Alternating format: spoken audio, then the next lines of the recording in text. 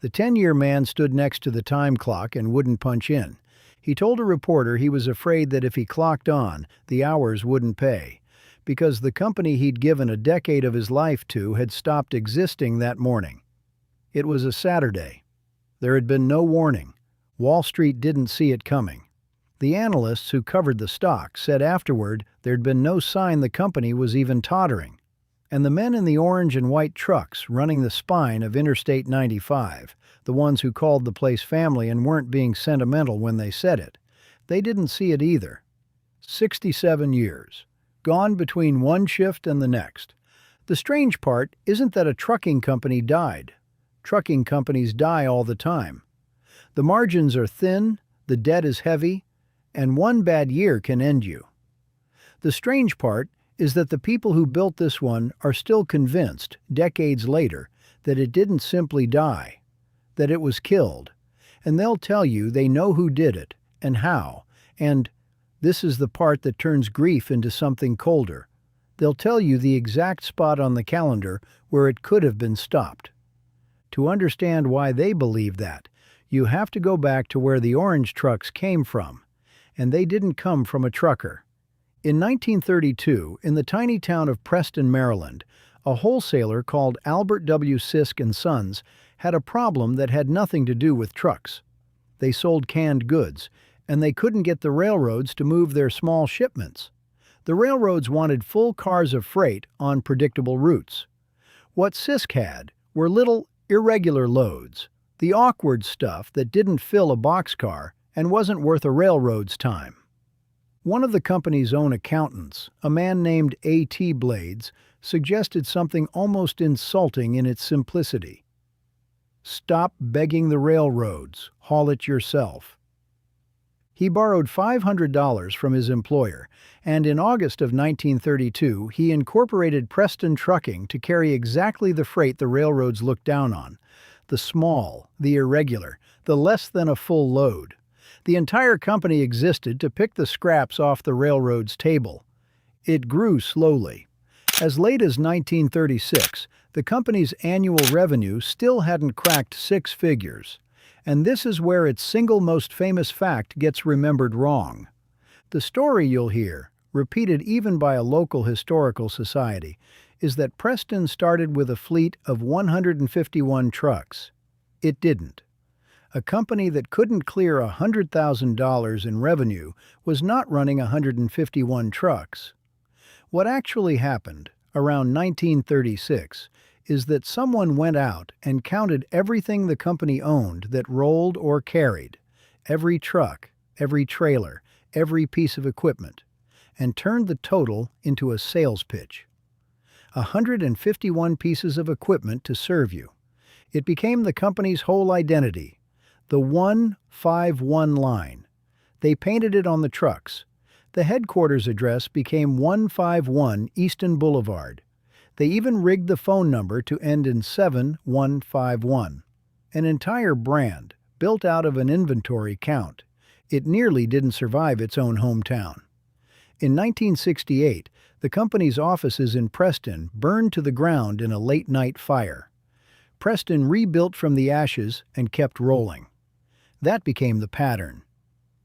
Whatever came at this company, fire, a brutal economy, the rules of the whole industry rewritten overnight. For 67 years, it found a way to live through it. And then there's the thing Preston is actually remembered for. The family, the model workplace.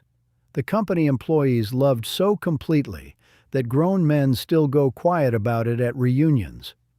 Everyone assumes that warmth was there from the start, the founding spirit of a small-town Maryland outfit. It wasn't. The famous Preston culture was not born out of love. It was born out of a war with the Teamsters, and it started with one man in a parking lot. In the summer of 1978, a single Preston driver in Detroit decided he'd had enough of the new work rules. He staged a one-man wildcat strike. He simply refused to move his truck out of a Chrysler plant lot. For 2 hours, one driver, one truck, going nowhere. It didn't stay small.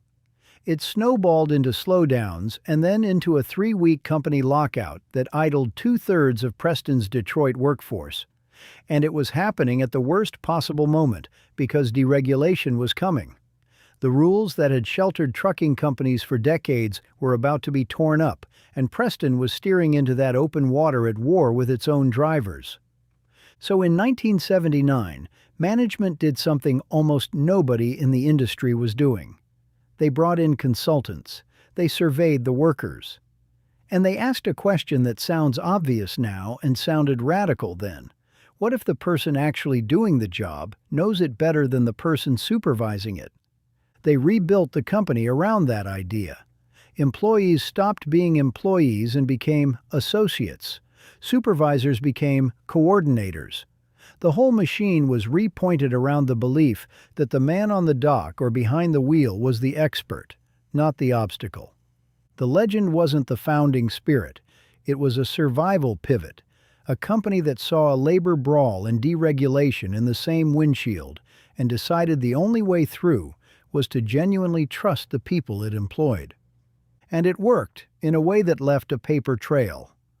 In December of 1983, Preston's own workers voted in the first productivity bonus pay system in the trucking industry.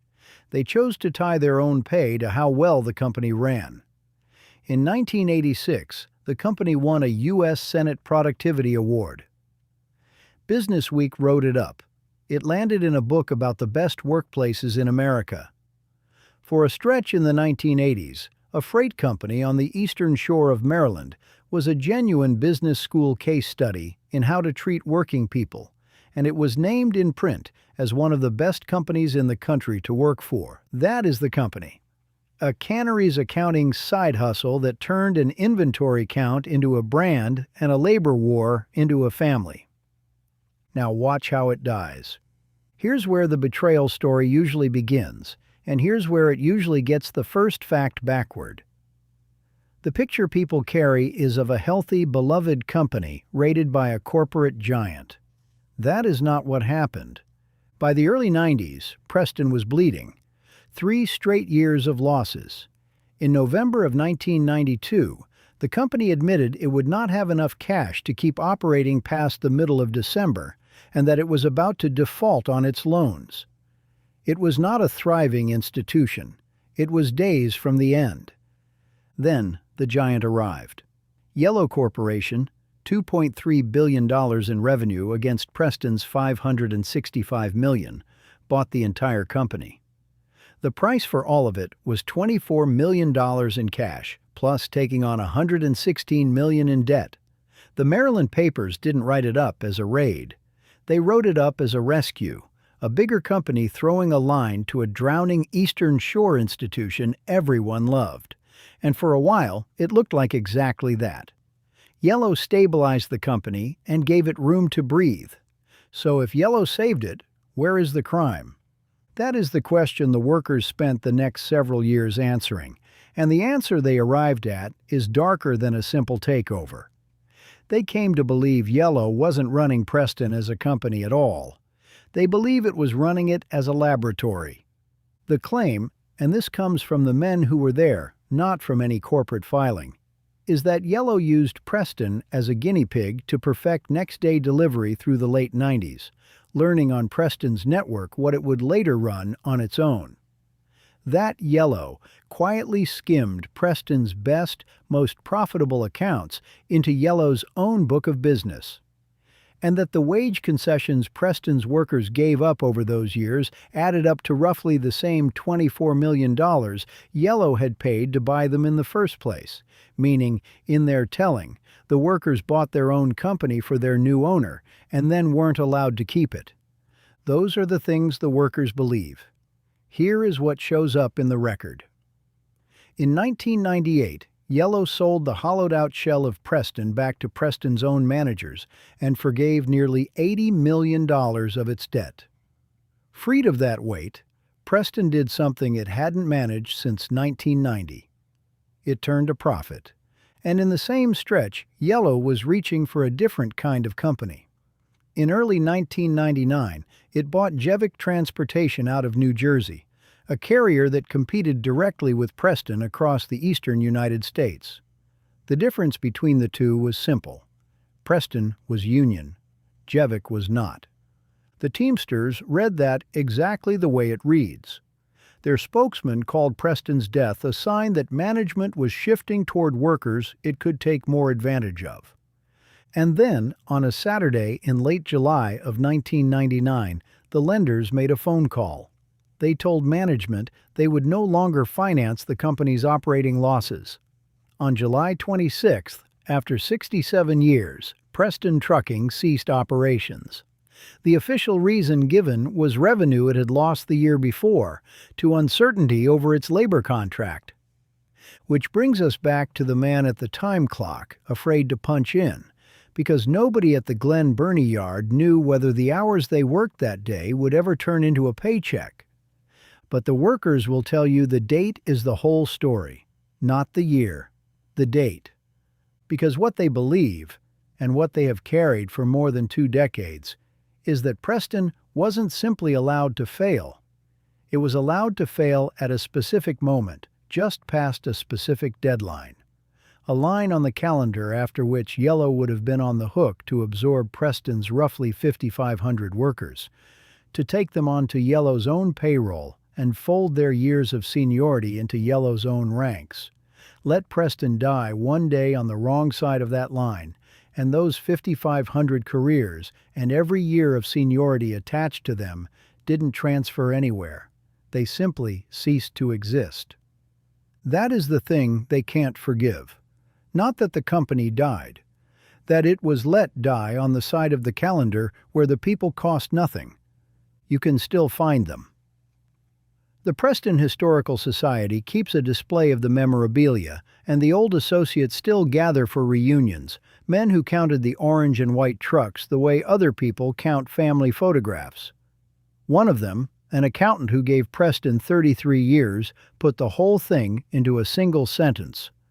When Preston closed, he said, "It felt like a family member died." And the giant? In the last week of July, 2023, almost exactly 24 years to the month after it let Preston go under, Yellow itself collapsed. Roughly 30,000 workers, most of them Teamsters, lost their jobs in a single stroke. Management blamed the union. The analysts, and even some of Yellow's own former executives, said the truth was debt and decades of mismanagement. The giant that hollowed out the family company was hollowed out, picked apart, and left to die in exactly the same way, in the very same month it had once chosen for Preston.